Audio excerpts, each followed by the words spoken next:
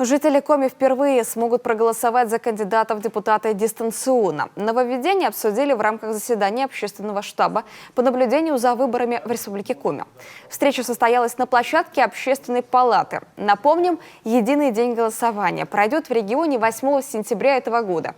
В ряде муниципалитетов и по одномандатному округу в Ухте пройдут выборы и довыборы депутатов, а также глав поселений. Впервые будет применяться дистанционное электронное голосование. И, скажем так, первопроходцами в этом станут как раз избиратели, которые проживают в Ухте, то есть это дополнительные выборы депутата Госсовета Коми, и избиратели, которые проживают в Ижме и в Книжпогосском районе. То есть это наши пионеры, у них будем узнавать, понравится им, не понравилось, будем смотреть, как же Республика Коми будет готова к проведению дистанционного электронного голосования на всей территории в следующем году. В свою очередь, региональный штаб обеспечит прозрачность и легитимность этих выборов и подготовит общественных наблюдателей, которые будут работать на избирательных участках. К слову, из-за введения дистанционного голосования изменился состав штаба.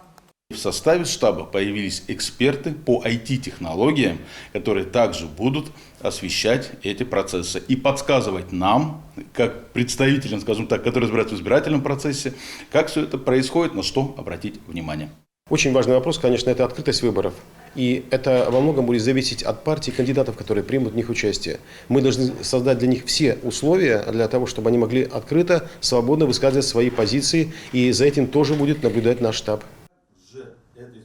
В этом году избиратели Коми впервые смогут высказать свою гражданскую позицию онлайн через учетную запись на госуслугах.